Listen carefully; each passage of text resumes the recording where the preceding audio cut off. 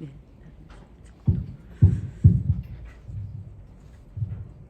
2시 넘었는데 시작해도 될까요? 바로 제가 하면 되나요, 선생님? 네. 네. 아, 안녕하세요. 저 동성여자대학교 홍학과의 미술 이론 가르치고 있는 강수미라고 합니다. 반갑습니다. 네. 강의 시작하기 전에 제가 한 가지 요청을 드리고 싶은데요. 부탁드리고 싶은 게 제가 마스크를 벗고 강의를 하는 게 어떨까 싶거든요. 그러니까 저하고 제가 요 선을 넘어가지는 않겠습니다. 그래서 거리를 일정한 거리를 두고 또 선생님들은 다 이렇게 마스크를 쓰고 계시니까 제가 좀 입모양도 그렇고 강의 내용 전달하는데도 보면 마스크를 쓰고 할 때가 좀 한계가 있어서요. 그리고 제 호흡도 좀 힘들고 해서 마스크를 좀 벗고 저는 하겠습니다. 괜찮으시겠어요? 네. 그러면 일단 동의를 얻었으니까 마스크를 벗겠습니다.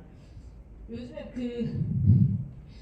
마스크를 벗으면 얼굴 인상이 좀 달라 보여가지고 젊은이들 사이에서는 마기꾼이라는 용어도 사용하고 그러던데 저는 어떤지 모르겠네요. 네. 일단 오늘 이렇게 제가 외부 강연을 그리고 특히 이제 성북구 주민 여러분들과 이렇게 수업할 수 있어서 참 좋고요.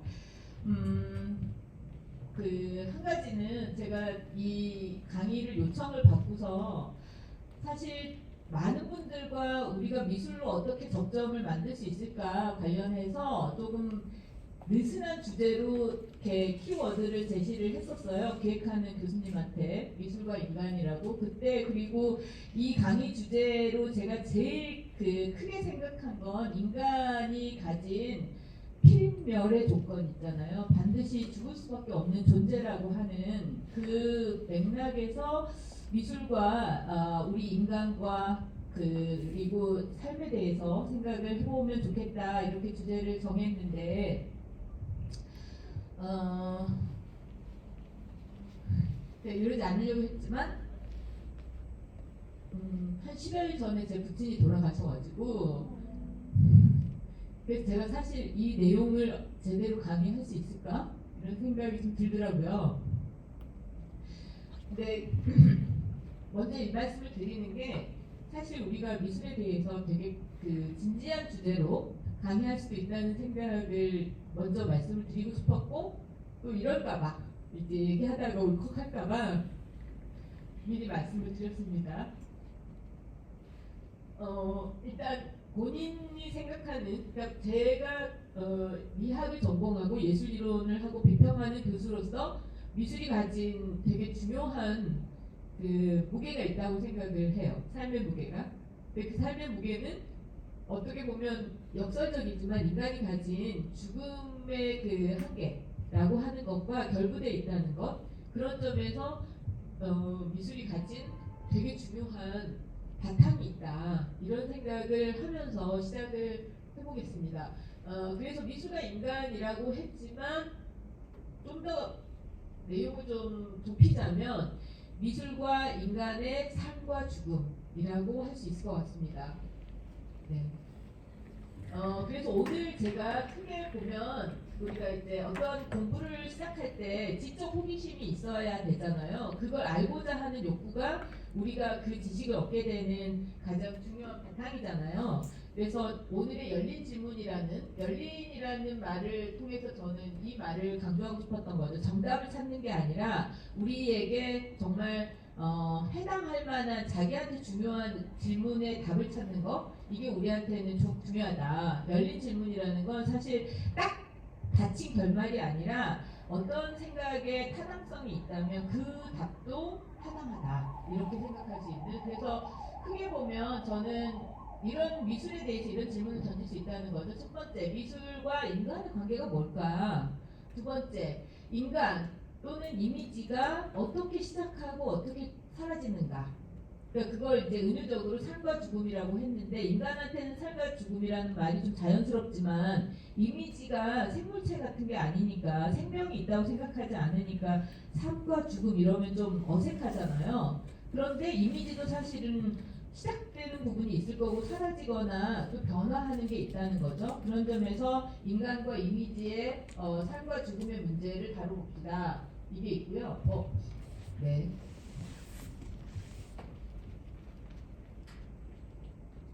네. 그리고 세 번째는 사실 되게 우리가 살고 있는 사회가 급속하게 변화하잖아요. 그래서 이제 그렇게 변화하는 사회 속에서 미술이 절대로 변하지 않는 어떤 고정된 영역이 아니거든요. 그래서 그렇게 변화하고 있는 미술과 그 미술이 나한테는, 그러니까 뭐 미술 중요하고 미술 뭐 요즘에 되게 유행하고 사람들이 다 좋아한다는 거 알지만 나한테 아무 상관이 없으면 의미가 없는 거잖아요. 그러니까 나하고 미술을 어떤 식으로 연관관계를 가질까, 내 삶에 미술이 뭔가 가치가 있거나 의미가 있는가, 이런 부분을 질문해 볼 수 있다는 겁니다. 그리고 그런 질문들을 지적 호기심에 바탕에 두고 질문을 던졌을 때 미술에 대해서 제가 오늘 다루고 싶은 큰 내용은 주제로 따지자면, 소주제로 따지자면 첫 번째는 세상, 인간, 미술.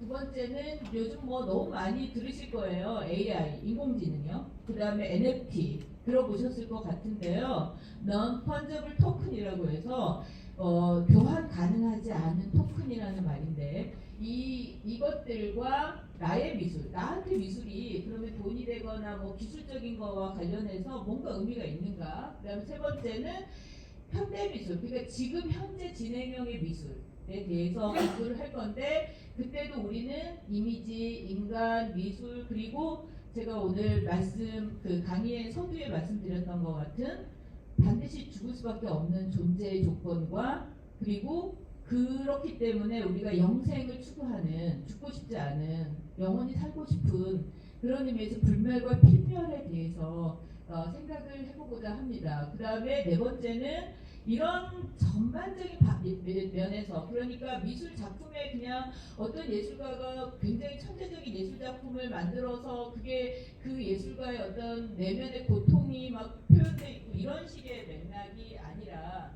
나와 미술과 세상의 관계를 좀 넓게 생각해 봤을 때 미술이 무슨 의미가 있을까? 그래서 관계를 지향하는 것으로서의 미술에 대해서 공부해보고 싶습니다. 첫 번째 첫 장에서 세상, 인간, 미술이라는 주제에서 제가 제일 먼저 보여드리고 싶은 그림은 이 그림인데요. 제작 시기는,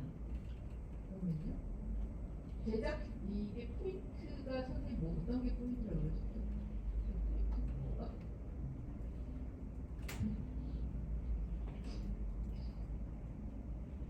반대로 들어야 되는 것 같아요. 네, 저한테 포인트를 쏘고 있었어요. 참나.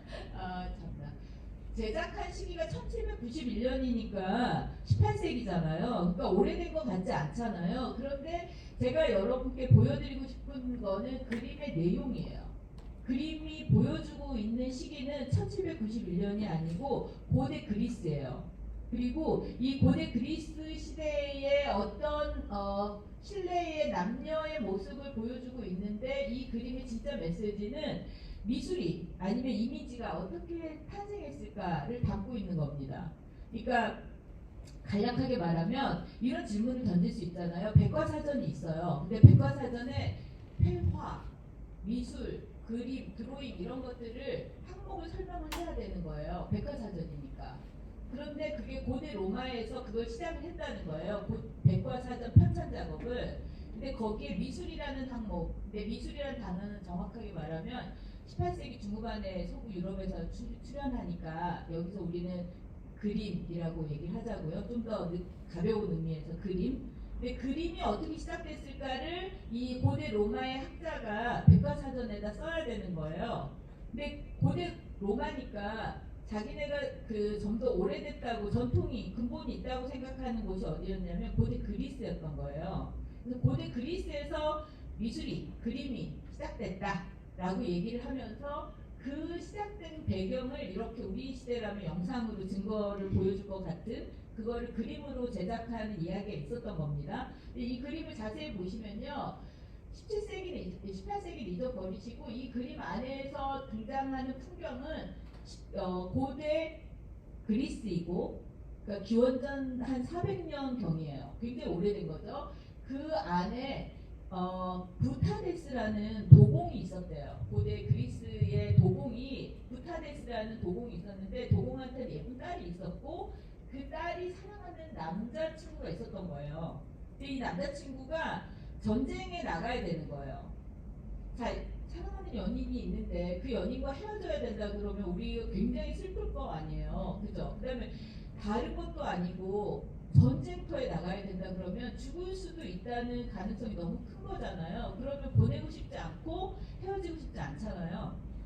그런데 어쩔 수 없이 보내야 돼요. 그래서 굉장히 비탄에 젖어 있는데 이 딸의 비탄에 젖어 있는 모습을 보고 안쓰러운 아버지가 방법을 제시한 거예요. 너가 그렇게까지 이 남자를 보내고 싶지 않고 그리워할 것 같으면 촛불 앞에 그 남자를 너의 남자친구를 앉혀놓고 벽에 그림자가 드리워지는 걸 따라 그려놔라. 그러면 그 남자의 그 흔적이 프로필이라고 지금 우리가 말하는 프로필을 여러 카톡 프로필 있죠. 그게 우리를 증명하잖아요. 자기의 존재를. 그런 식으로 프로필이라는 게 시작된 겁니다. 자, 여기서 촛불과 이 여자 부타데스의 딸이 손에 쥐고 있는 이 일종의 목탄과 이 남자의 존재가 삼박자가 맞아서 벽에 그림자가 드리워진 거잖아요. 촛불이 없다면 그림자는 생기지 않을 거고요. 그 다음에 남자가 없어도 그림자는 생기지 않을 거예요. 그죠? 그래서 존재를 증명한다고 말합니다. 말하자면 여러분 다 잘 아실 것 같아요. 좀 어려운 표현이라 하더라도 이렇게 해서 이렇게 선을 외곽선을 따라 그린 게 바로 회화의 시작이다라고 내내 고대 그리스부터 고대 로마까지 전해져 왔던 겁니다. 그리고 그거를 고대 로마의 학자가 플리니우스라는 학자가 자기 그 백과사전 책에다가 박물지라는 책에다가 회화 항목에다 이렇게 써놓은 거예요. 고대 그리스 시키온에는 부타데스라는 도공이 있었고 그 도공의 딸이 남자친구를 떠나보내야 되는데 그 남자를 대신해서 벽에다 그림자를 따라 그린 게 회화의 시초다 이렇게 정의를 해놨답니다. 지금 우리한테는 마치 무슨 신화를 얘기하는 것 같지만 그 시대 사회에서 지식에서는 이런 것들이 옛날 이야기가 아니라 객관적인 지식이었던 거죠. 그렇게 정의를 해놨다는 겁니다. 자, 그 다음에 다음 보여드릴 다음 보여드릴 거는 이 그림인데요. 이 그림은 앞에 그림보다는 더 이르게 그려졌어요. 그러니까 이 그림은 내용은 고대 그리스 BC 300여 년 경이고 지금 이 그림은 르네상스 시기에 그려진 그림이에요. 그런데 이 그림은 또 어떤 내용을 담고 있냐면 여러분 보시면 어때요? 뭔가 알 것 같은 인물이 있죠. 네, 누군가요? 네, 예수 그리스도의 얼굴이 이렇게 여기에 있습니다. 근데 여기서 주목할 부분은 이 여자가 들고 있는 이 손수건에 그림이 그려져 있다는 거예요. 그죠? 자, 앞에는 그림자였잖아요. 앞에 고대 그리스의 이야기에서는 그림자를 따라 그리는 게 그림의 시작이다 라고 했어요. 이 그림에서는 뭐가 보이냐면 손수건에 예수의 얼굴이 그려져 있는 거잖아요. 근데 여러분이 마음의 문을 좀 더 열고요. 이게 그려진 거가 아니라 얼굴이 찍힌 거라면 이라고 생각을 해보세요. 네, 사진. 역시 여러분 공부를 좀 하셔가지고 금방 이렇게 뭔가 유출을 해내시는 것 같아요. 좋습니다. 이 그림에 등장하는 예수의 얼굴은 우리 눈에는 그리고 분명히 이 화가가 그린 게 맞아요. 엘그레코라는 르네상스 말기 화가가 그린 게 맞아요. 그런데 이 그림에 등장하는 이 예수의 얼굴은 엘그레코가 여기다 그렸다가 메시지가 아니라 그렸다고 말하고 싶은 게 아니라 저 손수건에 찍혔다 예수의 얼굴이 라고 말하고 싶어하는 내용을 담은 겁니다. 그러면 이렇게 생각해 볼 수 있어요. 저 손수건에 어떻게 얼굴이 찍혔어? 라고 했을 때 여러분 많이 아시는 예수 그리스도가 십자가에 못 박혀 돌아가셨잖아요. 우리가 그 종교를 믿든 안 믿든 그 성경의 내용을 알고 있지 않습니까? 근데 그때 골고다 언덕을 오르면서 십자가를 지고 오르고 올개관을 쓰고 오를 때 온갖 고문과 폭력으로 얼굴에 피가 흐르고 땀이 흐르고 그랬다는 거예요. 근데 그 중간에 베로니카라는 여자가 이 사람이에요. 이 베로니카가 수건을 내밀었답니다. 너무 힘들고 고통스러울 테니까 예수님 땀이라도 피라도 닦으세요라고. 근데 딱 한 번 이렇게 찍어서 여기에 묻어있는 예수의 흔적, 채취, 삶의 마지막 자국, 이게 바로 그 종교 기독교나 카톨릭에서는 중요시하는 베로니카의 손수건이에요. 토리노의 수이라는 말도 있는데요. 그건 일단 우리 수업에서 일단 놔두고, 베로니카의 손수건이 말하고 있는 건 뭐냐면 예수의 현존, 예수의 마지막 그 죽기 전까지의 어떤 존재했음, 살아있었음을 증명하는 거예요. 자, 여러분, 제가 이 두 가지를 그래서 이 두 가지를 가지고 무슨 얘기를 하고 싶냐면, 미술이 단지 우리가 지금 보는 것처럼 화가의 뭔가 뛰어난 천재성을 보여준다든가 아름다운 풍경을 그린다든가 뭔가 값비싸 보일 것 같은 인테리어 소품들처럼 보이는 그런 활동이 아니라 인간한테 굉장히 중요한 의미를 띠고 있었다는 거예요. 둘도 없는 연인의 존재를 대신하는 것으로서, 또 예수 그리스도처럼 우리가 지금까지 최고의 인물로 생각할 만한 어떤 존재를 증명하는 것으로서 이렇게 생각할 수 있다는 거죠. 그리고 그것들을 미술이 계속 그려왔다는 겁니다. 근데 앞에 거랑 이거에 큰 차이가 있어요, 여러분. 앞에 그림에서 말하고 있는 거는 그림자잖아요. 그림자를 따라 그리잖아요. 여러분, 귀신한테는 그림자가 없다고 얘기하지 않습니까? 그 얘기의 뜻은 뭐냐면 살아있는 존재만이 그림자를 갖고 있고 그 그림자야말로 살아있음을 증명한다, 이렇게 말할 수도 있거든요. 그래서 이 그림 속에서 그림자를 따라 그린다는 건 이 남자를 대신하는 이미지를 여기다 새겨놨다 인 거예요. 그래서 남자가 자리를 박차고 전쟁터로 나가도 벽에는 그 프로필이 남아있는 거죠. 그래서 그 남자에 대해서 그리워할 수도 있고 만져볼 수도 있고 하는 겁니다, 대신에. 그죠? 근데 여기서는 그림자였다면 여기서는 얼굴이 찍힌 흔적인 거예요. 근데 둘 다, 그러니까 하나는 얼굴이 찍힌 흔적이고 하나는 그림자인데 둘 다 정말 중요시하는 건 뭐냐면 진짜로 그 사람이 존재했다. 그러니까 눈으로 보고 닮은 걸 그린 게 아니라 진짜로 있기 때문에 그게 그림자가 지고 얼굴이 찍혔다라고 할 수 있는 거예요. 이게 여러분 이미지의 시작이라고 합니다. 그러니까 굉장히 중요한 부분은 뭐냐면 이미지가 지금 우리가 보는 것처럼 내가 뭐가 실제 했던 거를 증명하는 게 아니라, 우리는 지금 어떻게 생각하죠? 그림에 대해서 증명한다기보다는 즐기고 경험하고 미술에 대해서 이렇게 생각하잖아요. 그러니까 좀 더 가볍거나 나의 실생활에서 뭔가 사용의 목적 같은 게 좀 더 뚜렷하다면 이미지가 시작될 때, 미술이 시작될 때는 좀 더 인류한테는 절박한 의미들이 좀 있었다는 겁니다. 사라져 버릴까봐, 헤어지게 될까봐, 죽을까봐, 변할까봐. 그래서 그런 것들을 기록에 담겨놓는 식으로 이 이미지들, 그림을 그렸다는 거죠. 그런데 여러분이 보시면 이제 이런 그림들 속에서 우리가 보는 인물들은 한편으로는 되게 중요한 인물인 것 같긴 하지만 사실 얘기를 듣다 보면 옛날 얘기 같잖아요. 그죠? 그러니까 그림을 보고 있지만 그림의 그 리얼리티라고 하는 게 사실 뭔가 이렇게 스토리 같은, 이야기 같은 게 있잖아요. 그런데 그런 맥락들을 벗어 던진 화가가 있어요. 구스타프 크루베라고 하는데요. 말 그대로 사실주의의 대가라고 불리기도 하고 사실주의의 개척자라고도 불립니다. 미술사에서는. 여러분 들어보셨을 것 같아요. 사실주의, 리얼리즘.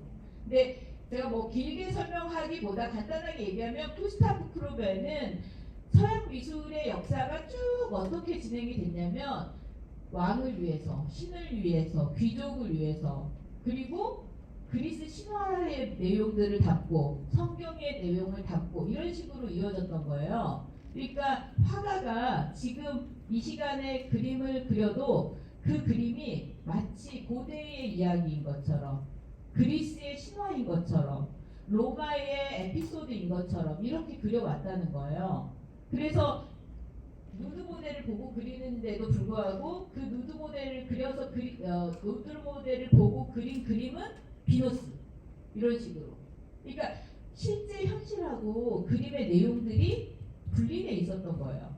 판타지가 끼어들어가게 그림들이 그려져 있었다는 거죠.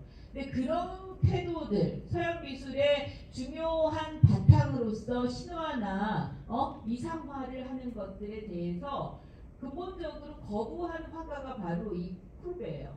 나는 보이는 현실, 그리고 내가 직접 살고 있고 경험한 현실을 그대로 그릴 거야 라고 하는 태도를 보이게 됩니다. 근데 여러분들, 우리가 일반적으로 대중 사이에서 리얼리즘이라는 이 사실주의가 어떻게 이해가 되냐면, 여러분들은 제 수업을 들으면서 이제 어디 가셔서 리얼리즘이 두 가지라고 말씀을 하시면 잘난 척한다고 하겠죠? 그래도 구분하시는 건 되게 중요한데, 우리가 이게 일상적으로는 혼재돼 있어요. 섞여 있어요. 리얼리즘이 크게 보면 두 가지입니다. 하나는 시각적으로 진짜 똑같이 그리는 거, 그게 리얼리즘이에요. 그러니까 예를 들면 이게 보여요. 그래서 사진 보고 그대로 그리면 리얼리즘이라고 할 수 있는 겁니다. 근데 그건 시각적, 감각으로서의 리얼리즘인데, 그거보다 조금 더 의미를 덧붙인 리얼리즘이 있어요. 현실 그대로. 그러니까 현실을 미화시키거나 이상화시키지 않고 있는 그대로의 현실을 그리겠다 라고 하는 게 두 가지 리얼리즘 중에 두 번째에 속합니다. 순서는 상관없이요. 근데 여러분 보세요. 눈에 보이는 대로 그리면 사실은 현실 그대로잖아요. 그죠?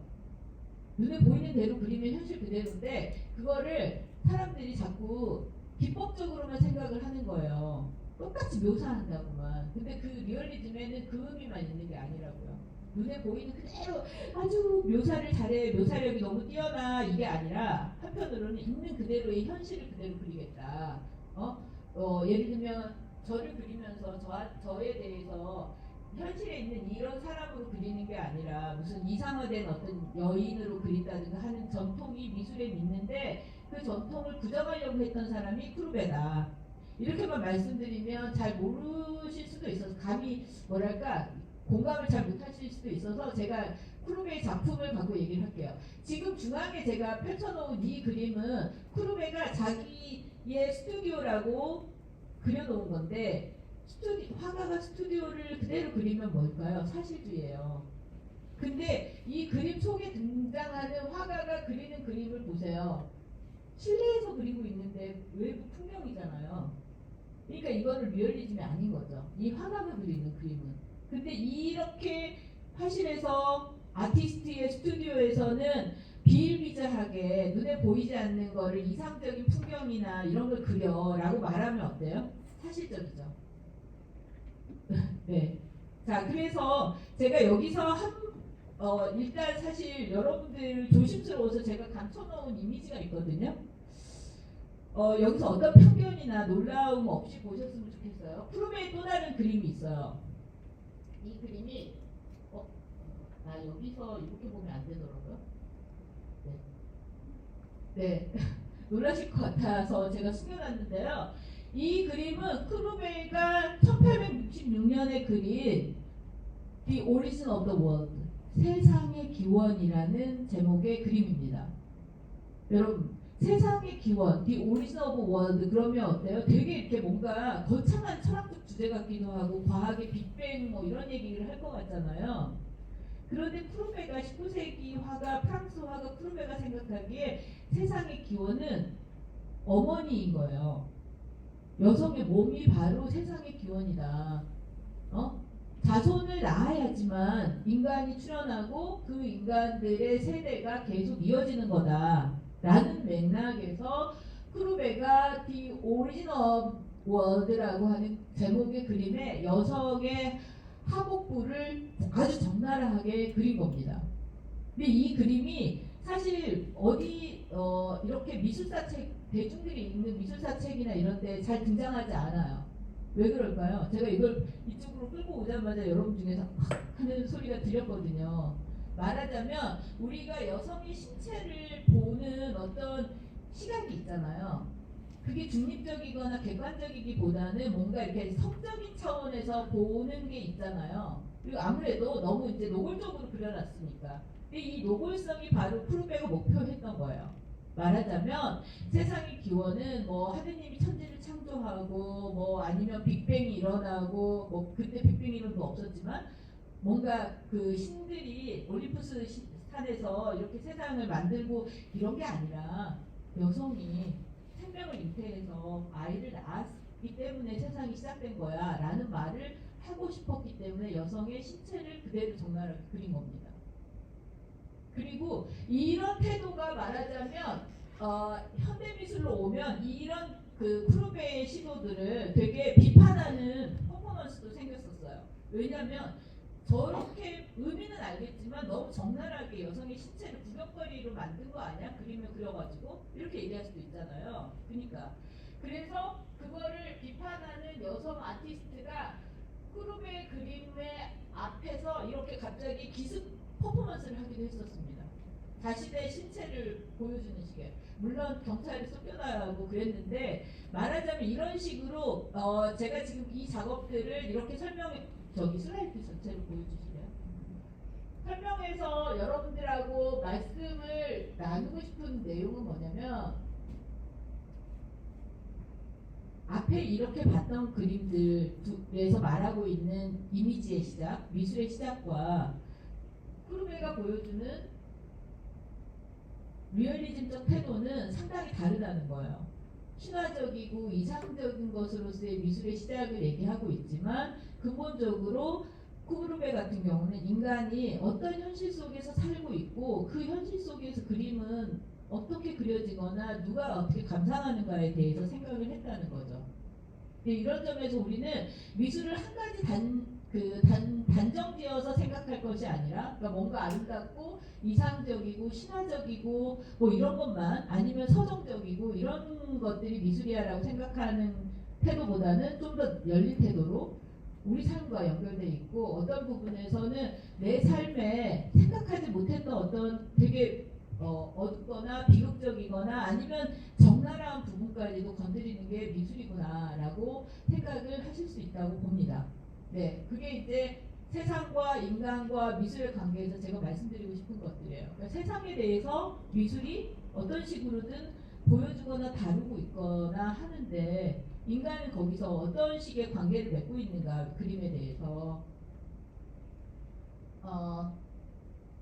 자, 이거는 그림이 아니고 건축물이에요. 이탈리아 여기 팔라조 산 펠리체라고 하는 곳인데요. 그러니까 팔라조 그러면 이탈리아어로 성을 얘기해요. 성. 근데 뭐 그렇게 그럴듯한 성은 아닌데 이 팔라조 산 펠리체라고 하는 이 건물을 제가 보여드리는 이유는 여러분 건축물 구조를 한번 주목해서 보실래요? 보시면 건축물이 내부가 있는데 그 내부에 바깥으로 이렇게 구멍들이 생겨 있잖아요. 공간이 그러니까 비어 있잖아요. 벽으로 막힌 게 아니라 이런 건축물을 되게 흥미롭게 본 사람이 있는데 학자가 그 사람의 이름은 뭐 일단 베냐민이라는 사람인데요. 그 사람이 뭐 이 건축물 이런 건축물의 어느 부분에 주목을 했냐면 구멍이 많아서 바깥과 안쪽이 헷갈린다는 거예요. 여러분 잘 생각해 보세요. 이 건축물에 요 안에 있으면 여기 안쪽이 안에 있는 거라고 말할 수 있잖아요. 그죠? 근데 구멍이 뚫려 있으니까 어때요? 바깥이 들고 나잖아요. 바깥 공기가. 그러니까 아니라고도 딱 말할 수가 없죠. 그 다음에 이 건물이 이렇게 사면이 다 둘러싸고 있는 팔라초거든요. 그럼 중앙이 있잖아요. 비어있는데. 그래서 차도 주차돼 있고 그렇잖아요. 그러면 분명히 이 공간이 내부예요. 그죠? 이 마당 공간이 내부고 여기 건축물이 바깥이잖아요. 그죠? 헷갈리실 수 있지만 어쨌든 내부와 외부가 자꾸 섞인다. 구분할 수가 없다. 이 얘기를 했는데 이걸 이제 다공성이라고 그래요. 구멍이 많다. 근데 여러분 생각해 보세요. 이 얘기를 왜 했냐면 그 베냐민이라는 사람이 우리 삶이 이렇다는 거예요. 우리는 머릿속으로는 성스러운 것과 아주 소물적이거나 세속적인 것을 딱 구분하고 엄청 멀리 있는 것 같이 생각하고 그 다음에 뭐 지적인 것과 뭐 천박한 거 아니면 남자와 여자 또 뭐가 있을까요? 음과 양 또 밤과 낮 이런 식으로 이분법적으로 생각하는 것들에 훈련되어 있는 게 분명히 있어요. 안과 밖도 그렇잖아요. 안과 밖은 사실은 여러분이 여기 있으면 여기가 아니잖아요. 근데 저 복도로 나가면 어때요? 저 복도도 이 건물 전체로 보면 아니잖아요. 그러니까 안과 밖이 계속 섞여 있다라고 하는 생각. 여성과 남성, 성과 속 이런 것들이 사실 그렇게 엄격하게 분리되어 있지 않은 게 우리의 세상이다라고 하는 내용을 주장을 했어요. 이 건축물을 가지고 보면 이제 느낌이 있잖아요. 그리고 그런 것들의 또 하나의 사례가 이 그 나폴리라는 이탈리 나폴리라는 곳에 굉장히 가난한 동네에 대해서 예를 들었는데요. 여러분 이거 보시면 어때요? 뭔 거 같으세요? 빨래. 근데 바깥에 빨래 널고 있는 것 같지 않으세요? 여기 연세가 좀 있으신 분들이 있으시니까 한국 사회가 굉장히 지금 부자가 되고 잘 살고 있지만 어느 때까지는 사실 바깥에다 빨래 널고 막 아파트 난간에다가 이불 걸쳐놓고 그거 당연했잖아요. 그죠? 아닌가요? 근데 지금은 못하게 하잖아요. 공동주택에서 그런 거 하면 안 된다 뭐 이러고 하잖아요. 그러니까 문명이 발전하고 우리나라만이 아니라 사실 삶의 수준이 높아지면 이런 성과 속, 뭐 뭔가 가정 내부의 것과 사회적인 거 이런 것들을 굉장히 엄격하게 세련되게 분리하기 시작해요. 그러니까 가정 안에 있는 것들이 바깥으로 나오면 안 된다. 침묵을 드러낸다. 이런 것들이 되거든요. 그런데 전근대 사회까지는 이렇게 섞여 있었던 거예요. 그래서 집안 살림들이 다 길가 바깥으로 나와서 같이 살고 막 부대끼고 뭐 이런 거죠. 이 사진이 말해주고 있는 거는 집안의 내부에 있어야 할 빨래 같은 것들이 바깥에 길가에 사람들 다니는 곳에 그러니까 공공장소와 개인의 집 공간 같은 것이 분리가 잘 안 되는 것들을 얘기를 한 거예요. 이 사진이 말하고 있는 건. 자, 여기서 제가 이 얘기를 하는 이유가 뭐냐면 결과적으로 우리가 미술에 대해서도 되게 고귀하거나 아름답거나 우아하거나 특별한 예술의 영역이라고 생각을 하지만 그 예술의 영역 안에도 결국 우리의 삶 어떻게 보면 되게 세속적이고 비천할 수도 있고 슬프고 안타깝고 그러나 어떤 때도 행복하고 슬펐다고 바로 웃고 막 이러는 어떤 삶의 모든 양상들이 예술 안에 미술 안에 들어있다는 겁니다. 그걸 분리 불가능하다는 거죠. 그런 점에서 미술에 대한 시야도 우리가 좀 더 넓고 다양하게 보는 게 맞을 거라는 거죠. 제가 지금 오늘 수업 시작하면서 괜히 또 울컥해가지고 좀 그랬는데 사실 미술에서 되게 중요한 가치 중에 하나는 삶의 즐거움이에요. Joy of Life예요. 삶의 즐거움이라고 하는 거. 그러니까 앞에서 얘기했던 것들도 사실 우리가 볼 때는 내용으로 따져보면 뭔가 슬픔이 있잖아요. 떠나갈 연인이라든가 뭐 아니면 예수의 뭐 희생이라든가 이런 부분에서 굉장히 비극적이고 슬픈 내용이 있지만 미술이 근본적으로 한편으로 우리한테 굉장히 중요한 인간한테 중요한 거는 즐거움을 주는 거예요.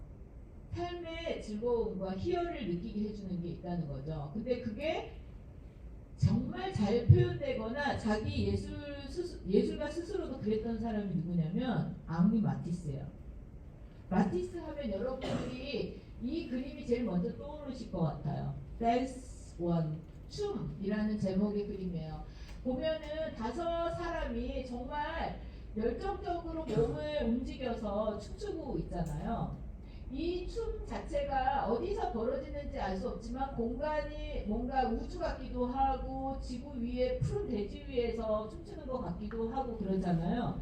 근데 특정한 공간을 묘사하지 않았지만 이 그림 자체는 굉장히 색깔이라든가 사람 신체 묘사라든가 그리고 원형적인 이런 형태들을 통해서 우리가 봤을 때도 인간이 살면서 얼마나 즐거운가, 살아있다는 건 얼마나 아름다운 일인가, 약동하는 생명 뭐 이런 걸 느낄 수 있잖아요. 이런 그림에서. 마티스의 다른 작품인데요. 이거는 지금 제가 그 작년에 영국년이어서 미국에 있었거든요. 그러면서 모마에 갔을 때 바로 찍은 사진인데요. 이 방이 그 뮤지엄 오브 모던 아트라고 뉴욕에 가장 유명하고 전 세계적으로 탑 미술관 뽑으라면 뮤지엄 오브 모던 아트, 뉴욕 현대미술관을 뽑아요. 근데 그 현대미술관의 4층에 이 마티스를 위한 방이 하나 만들어져 있어요. 독립적으로.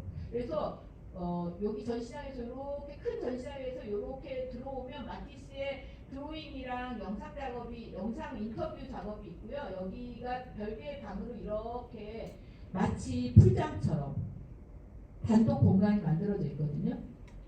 작품이 그 스위밍풀이에요. 수영장. 얘기에 의하면 마티스가 어느 날 프랑스 니스에서 머물고 있었는데 너무 더운 여름날 수영을 하고 싶었던 거예요. 근데 수영장에 못 갔어요. 이따 얘기하겠지만 마티스는 거의 평생 동안 그 병에 시달렸거든요. 그래서 수영장 못 갔어. 근데 자기가 머물고 있는 그 레지나 호텔이라는 곳에 내가 내 호텔방에 수영장 만들어야 되겠어 라고 하면서 마티스가 만든 게 이 스위밍풀 이 종이 오리기 작업이에요. 저는 마티스를 너무 좋아하지만 이런 점에서 예술가의 힘이 있는 것 같아요. 그러니까 진짜 수영장을 짓는 건 뭐 부자고 뭐 이런 할 수 있겠지만 그게 아니라 이미지로 미술로 한 거죠. 그리고 마티스가 어떻게 했냐면 커다란 종이에다가 조수한테 물감 색칠을 시킨 거예요. 색종이가 저렇게 크게 있는 게 아니니까. 두꺼운 종이에다 물감을 자기가 좋아하는 파란색을 칠하고 그거를 마티스가 나이가 들고 병에 걸려서 힘들었기 때문에 붓지를 못하는 거예요. 그래서 컷아웃이라고 하는 마티스만의 기법을 만들거든요. 말년에. 그게 뭐냐면 커다란 가위로 색종이를 막 올리는 거예요. 근데 그게 보면 아이의 그런 즐겁게 종이 오리기 하는 것 같이 대중도 없고 막 자르는 것 같은 거죠. 그러나 사실 우리가 아이한테 시키면 이렇게 안 나오죠. 근데 재밌는 게 뭐냐면 꼭 미술을 보면 이거 우리도 하겠어 라든가 나도 하겠어 애도 할 거야 이렇게 하거든요. 근데 막상 하면 못해요. 그러니까 약간 그런 예술 작품의 위대성을 봐야 돼요. 이렇게 뭔가 편안하게 우리도 하겠어라는 느낌을 주지만 절대 할 수 없는. 근데 어쨌든 마티스가 그렇게 해서 어느 날 수영장을 자기의 호텔방에 만든 거예요. 이렇게. 이게 니스에 있는 레지나 호텔에 마티스가 머물렀던 방이거든요. 근데 이게 조그만 방이 아니라 이 당시엔 정말 이제 한 층을 빌려가지고 쓴 거예요. 그런데 여기 보면 마티스가 자기가 했던 작업들이 벽에 다 붙어있기도 하지만 요걸 통해서 이 스위밍풀을 자기 그 호텔방에다 만든 거예요. 말하자면 시각적으로 이미지로. 근데 그리고 그거를 모마가 매입을 해가지고 이렇게 따로 방을 만든 거예요. 그래서 진짜로 여러분들 나중에 꼭 가보세요. 여기 이쪽에 이렇게 앉을 수 있게 돼 있거든요. 명상할 수 있게. 이쪽 방향으로 여기 앉아가지고 이걸 보고 있잖아요. 그러면 마티스가 일평생 암과 노안과 막 이런 거에 시달렸음에도 이 사람한테 예술이 주는 행복감과 삶의 희열이 얼마나 컸을지를 알겠는 거예요. 내 삶도 이렇게 잘 흘러갈 수 있을 것 같다는, 행복할 거라는, 세상은 역시 어쨌든 간에 살아야 되고 살 수 있고 아름다워 이런 느낌을 주는 거예요.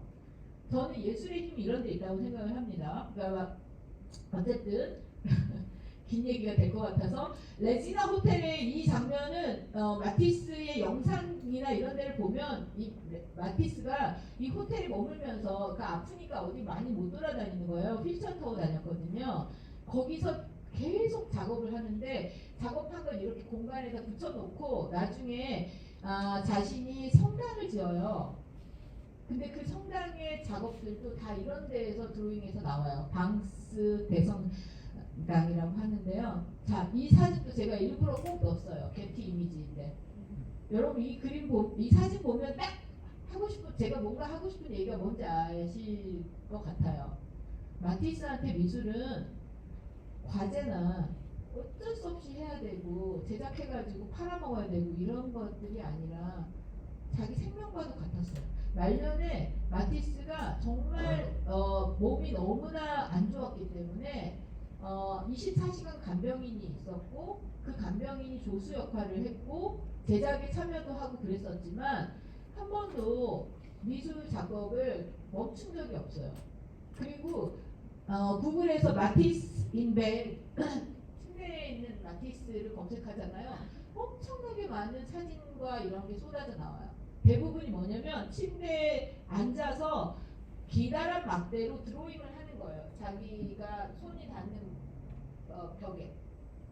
그러니까 이게 작업을 미술을 창작을 엄청 열심히 해 이게 아니라 마티스한테 생의 에너지는 창작에 있었구나라고 역으로 생각해야 될 것 같은 장면인 거죠.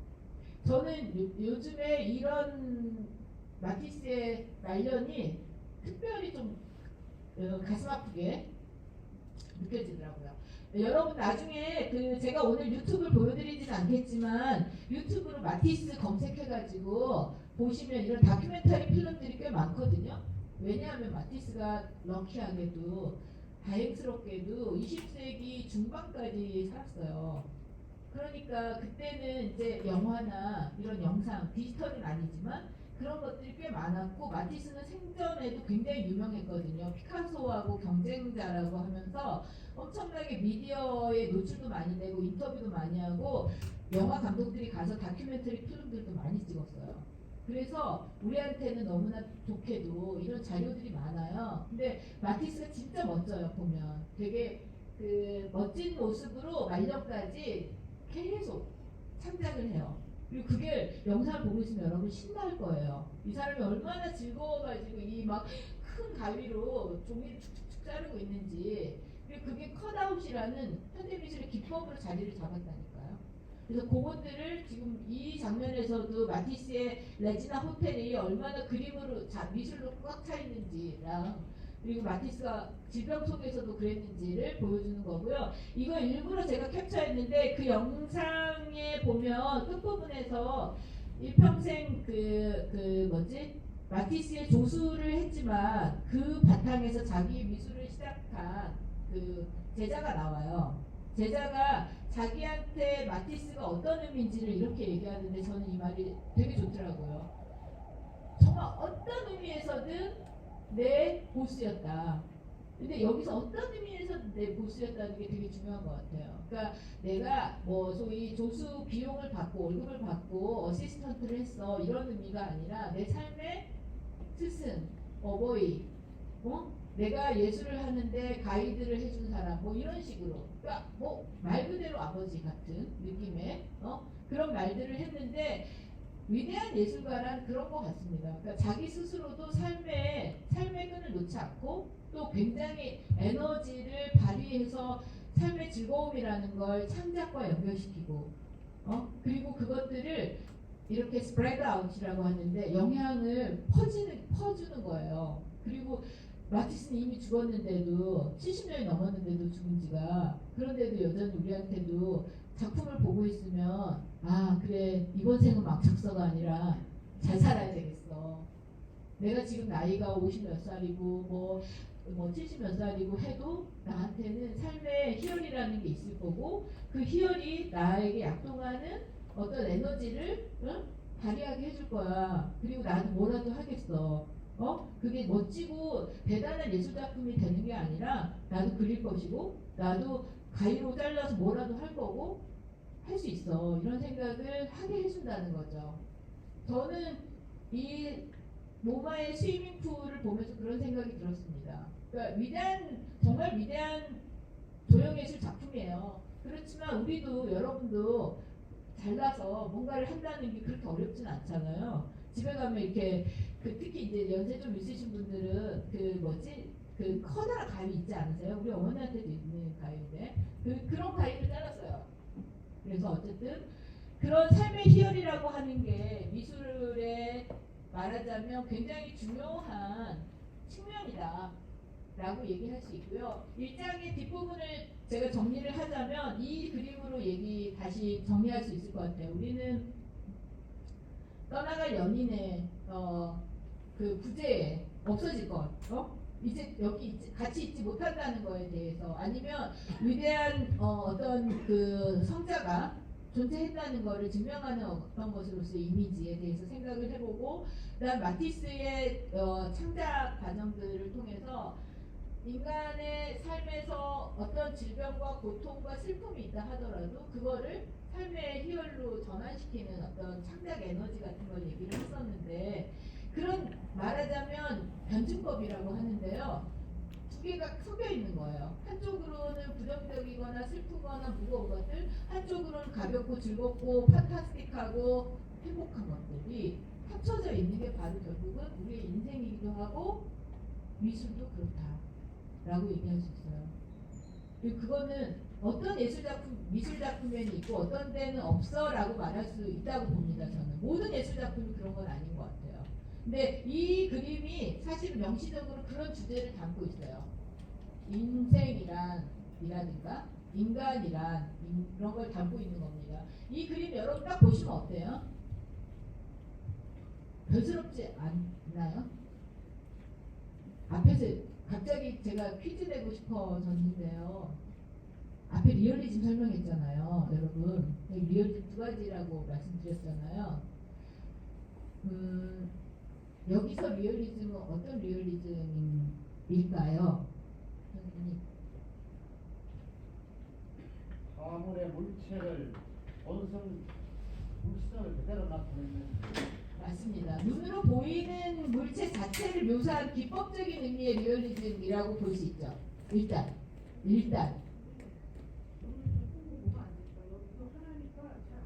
아, 그래요? 여기를 껐는데 손을 좀 부탁드려요. 네. 꺼볼게요. 네. 지금까지는 괜찮으셨어요? 그래도? 괜찮지 않았으니까 말씀하시겠지만. 이게 더 나으세요? 네네네. 확실히 잘 보이죠? 이미지들 제가 굉장히 고퀄로 준비했는데 이때까지 잘 못 보셨네. 아쉽네. 네. 어쨌든 여기서 저 선생님이 말씀하신 것처럼 일단이라고 했으니까 뭔가 또 있을 것 같긴 해요. 일단 이 그림은 시각적으로 봤을 때 와, 저렇게 저렇게 뭔가 뾰족뾰족하게 잔 밑에 있는 유리잔이 있구나. 그 다음에 레몬이네. 그 다음에 굴이네. 커다란 은쟁 식기네. 이렇게 볼 수 있는, 그러니까 시각적으로 보는 걸 진짜 자세하게 정확하게 묘사했다라고 하는 기법적 리얼리즘이 보이죠. 맞습니다. 정확히 설명해 주셔서 감사해요. 근데 반전이 또 있어요, 여러분. 이 그림은 삶의 리얼리즘을 담고 있다고 해석할 수도 있어요. 그 삶의 리얼리즘은 뭐냐면 인간은 반드시 죽어. 인간뿐만이 아니지만 어쨌든 우리가 죽는다는 사실을 기억하라라는 메시지를 담고 있는 그림이기도 합니다. 그러니까 이 그림에서 여러분 여기다 제가 스틸라이프라는 말을 써놨는데 스틸라이프가 정물화라는 뜻이에요. 우리가 정물화라고 하잖아요. 이런 그림 정물화라고 하죠. 장르는. 근데 정물화가 영어로 스틸라이프라고 하는데 그 스틸라이프가 직역하면 뭐죠? 고요한 삶이잖아요. 고요한 삶이니까 정물인 거죠. 정물. 근데 그 고요한 삶에 그 17세기에 이 네덜란드에서 이런 그림들을 굉장히 많이 그려서 팔아먹었거든요, 화가들이. 그래서 좀 돈 있는 부르주아 집안들은 이런 그림들을 걸었었어요. 정물화 너무 멋지게 담겨있는 그림들. 근데 여러분들이 이 그림이 왜 말하자면 단순한 정물화가 아니고 삶과 죽음의 문제를 다룬 그 인간의 반드시 죽는다는 그런 되게 무겁고 진짜 극복할 수 없는 진실을 담은 그림인가라고 했을 때, 일단 우리가 봤을 때 이 모든 것들은 화려하고 풍요로워 보여요. 그죠? 그래서 이것들이 삶에 마치 럭셔리한 삶 내지는 삶의 굉장히 포지티브한 부분, 부귀 영화를 누리는 부분을 보여주는 것 같아요. 그걸 과시하는 그림처럼도 보여요. 그래서 그 당시에 네덜란드의 그 중상 계급이, 돈이 좀 있는 계급이 이런 그림들을 많이 사서 걸었어요, 집에다. 그렇지만 화가들은 여기다 또 다른 메시지를 새겨 넣었어요. 그리고 그것이 바로 라틴어로 바니타툼이라고 하는데요. 너의 죽음을 기억하라. 너가 죽는다는 사실을 기억하라. 그래서 인간으로서 겸손하게 살아라. 이런 메시지를 담은 거예요.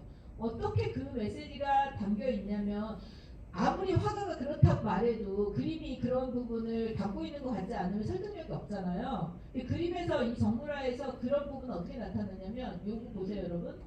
이거랑 비슷해 보이지만 깨졌죠. 네. 깨진 유리잔이 상징하는 게 뭘까요? 망하고 고통받고 완전하지 않고 뭐 이런 것들인 거죠. 말하자면 몰락의 가능성을 저 깨진 유리잔이 말해주는 거예요. 레몬도 벗겨졌잖아요, 여러분. 벗겨진 거는 완전하지는 않잖아요. 이미 그러니까 삶이 시작됐고 그거에는 고통들이 따르고 있다라고 하는 것. 그리고 이런 굴 같은 경우도 어때요? 가장 신선하고 지금 우리한테도 그렇지만 유럽에서 굴을 먹을 수 있는 계층이 되게 특별한 계층들이었거든요. 그런데 이 굴은 어때요? 금방 상하죠. 그러니까 그리고 반짝이는 것들도 어때요? 언젠가는 깨지거나 빛이 사라지거나 하죠. 근데 말하자면 이 정물화들이 보여주는 것들은 결과적으로는 삶이 덧없는 거다. 우리가 치열하게 열심히 살지만 그래서 부귀영화를 누리려고 하고 돈을 벌려고 하고 반짝이는 것들을 쫓고 하지만 그럼에도 불구하고 우리의 삶은 어떻다? 언젠가는 끝나고 모두 다 죽는다는 조건은 평등하다라는 메시지를 이 그림이 담고 있는 겁니다. 근데 말하자면 그런 의미에서도 의미의 리얼리즘이라고 말할 수 있어요. 인간의 삶이란 이런 거지라고 하는 걸 닮은. 그런데 그거를 가시적으로 말하고 있다기보다는 뭐라 그러죠? 은유적으로 그림을 열심히 뜯어보고 해석을 할 사람들한테 메시지를 전달해 주는 것으로서 그림이 있는 겁니다. 네, 두 번째 얘기 챕터로 들어갈게요. 여러분 그리고 중간에 한번 쉬시나요? 네, 지금이 3시 5분 전이에요. 그래서 제 생각에는 3시 5분까지 하고 쉬고 다시 들어갈게요. 네. 혹시 설명이 지루하거나 피곤하시면 손 들고 말씀해 주세요. 네, 두 번째 챕터는 좀 더 앞에서는 우리가 제가 몇 개 서양 미술사에서 굉장히 중요하다고 생각할 수 있는 우리한테 많은 의미를 전달할 수 있을 거라고 생각한 작품들을 뽑아서 제가 말씀드리고 싶은 다소 철학적인 얘기를 했는데 여기서는 이제 조금 더 현실적인 얘기를 할게요. AI는 인공지능을 말하죠. Artificial Intelligence. 사실 우리가 여러분들이 일상적으로 사실 요즘에 접하게 되는 게 이 AI의 활동들이에요. 여러분이 어디 가서 뭐 이렇게 기사를 보거나 아니면 카톡으로 뭘 올리거나 그런 것들도 사실은 AI의 활동들, 데이터들을 가지고 송수신하면서 이루어지는 것들이거든요. 생각보다 우리 삶에 깊이 들어가 있는 게 인공지능과 빅데이터와 알고리즘인데 거기 그러한 인공지능, 알고리즘 그리고 머신러닝 기술들이 굉장히 많이 발전하면서 문화예술계에도 영향을 끼치기 시작했어요. 그게 딱 작년에 소위 대박이 났어요. 미술계에서는. NFT라고 하는 것들로요. Non-Fungible Token이라고 하는데 대체 불가능한 토큰이라고 번역이 되긴 합니다. 이게 뭐냐면 이거예요. 여러분이 보면 요게 보이시죠? 요게 비폴이라고 하는 아티스트가 근데 국제미술계에서 그렇게 중요한 미술가가 아니에요. 저는 이런 얘기를 이제 외부 특강을 제가 좀 자주 많이 하는데 대학에서 강의하는 것도 있지만 그럴 때마다 소위 신문에 그러니까 대중언론이 다루는 NFT의 그림자, 그늘, 허상을 계속 얘기하는데 그건 되게 많이 말하지 않는 것들이에요. 막 돈 벌 수 있다라는 얘기들만 NFT 갖고 하는데 사실 그렇지 않기도 하고 거기서 거명되는 작가들이 국제미술계에서 하나도 중요하지 않은 작가들이에요. 사실은 약간 그냥 SNS의 스타 같은 인물들이 많습니다. 비풀이라고 하는 아티스트도 사실 그런 인물 중에 하나예요. 근데 이 사람이 매일매일 사진을 찍은 거예요. 그리고 그거를 다 이렇게 조합을 해서 천일을 해가지고 천일을 해서 1000개의 사진을 이렇게 디지털 합성을 해가지고 경매에 냈어요. 여러분 디지털 파일이잖아요, 그냥. 근데 이게 넌 펀저브 토큰이 돼가지고요. 여기 보세요, 710억에 팔렸어요. 웃기죠? 근데 제가 여기다 갖고 있는 거랑 똑같은 거예요. 내용이 다른 게 없어요. 디지털 파일이니까. 이거 뭐지? 라고 생각할 수 있잖아요. 근데 이게 대체 불가능하다는데 키워드가 있어요. 핵심이. 대체 불가능하다는 건 뭐냐면 사실은 디지털 자료나 디지털 파일은 대체 불가능하지 않아요. 어디서나 누구나 그 자료를 찾으면 똑같은 걸 복사할 수 있어요. 고화질이든 저화질이든 뭐든, 그죠? 여러분 스마트폰에 있는 여러분의 셀카도 여러분의 휴대폰에도 있지만 아드님한테, 따님한테, 뭐 친구한테 계속 카톡으로 날려도 되잖아요. 그럼 그 사람한테도 있는 거잖아요. 그죠? 그러니까 대체 불가능하지 않은데 이게 왜 대체 불가능하다는 거야? 가 되는 거죠. 그게 뭐냐면 요겁니다. 이쪽에 있는 숫자들 있잖아요. 쓸모없는 숫자, 우리는 아무 의미가 없어 보이는 이 숫자가 바로 이 비풀이 크리스티 경매에서 판 말 그대로 오리지널리티, 진본 가치예요. 저 숫자가 말하자면 얘의 보증서 같은 겁니다. 이걸 갖고 있는 사람, 이걸 부여받은, 공증받은 사람이 710억의 이 작품을 산 거가 된 거예요. 그리고 이 권리를 살고 싶은 사람은 이걸 산 사람한테 또 값을 치르고 사야 되는 거죠. 그러니까 이게 디지털로 여러분 눈앞에 제가 이렇게 보여준다고 해서 이것이 작품이 되는 게 아니라 이건 그냥 파일인데 요거까지 갖고 있으면 이게 710억이 되는 거예요. 근데 생각해보면 여러분 디지털로 예술작품 찍기 전에 그 그림 하나, 모나리자 하나, 예를 들면 앞에서 봤던 마티스의 스위밍풀 그거 하나는 어때요? 오리지널하죠. 그걸 아무리 누군가가 더 실력이 묘사력이 좋은 사람이 그렸다 한들 그거 진본이 아니잖아요. 미술에서 그렇게 진본성이 중요했었어요. 다른 어떤 분야보다도 물질로서의 진본성이 중요하고 그걸 누구도 의심할 수 없었던 게 바로 미술 분야였거든요. 그래서 오히려 NFT가 더 활성화됐던 거예요. 그렇게 진본이라는 게 하나밖에 존재하지 않는데 디지털 사회가 되니까 5만 곳에서 똑같은 이미지들을 양산할 수도 있고 공유할 수도 있게 되니까 역설적으로 그게 내 거야 라고 하는 보증, 권리, 주장을 더 하고 싶어졌고 그러기 위한 일종의 비즈니스가 NFT가 된 겁니다. 네. 그리고 NFT를 저는 말리거나 그럴 생각은 없지만 주식시장 비슷하게 그거를 사고 파는 거래시장이 있지 않는 한은 NFT는 성립할 수가 없어요. 오케이, 여기까지 얘기하고요. 다음 여러분 제가 이걸로 갑자기 건너뛰는 요거부터 얘기해야 되겠구나. NFT 전에 여러분 우리가 인공지능과 이런 식의 디지털 기술이 엄청나게 발전하면서 굉장히 좋아지는 것들이 있잖아요. 뭐 일상생활에서 매번 느끼는 것들이죠, 뭐 그죠? 뭐 세탁기 돌리는 것부터 뭐 로봇 청소기부터 뭐 버스 언제 오는지 찾는 것부터 너무나 편해지고 있는데 그런 것들이 정말 막강해지고 있어요. 디지털 기술들이 특히 이제 인공지능과 머신러닝 기술들이 그리고 그것들이 어디까지 이제 침투를 했냐면 농업에까지 침투를 했어요. 그래서 지금 제가 가져온 이 기사는요. 딸기를 농장 있잖아요. 딸기 농장에서 소위 AI가 재배하는 딸기 농법이랑 농부들이 직접 하는 농법들을 경쟁을 시킨 거예요.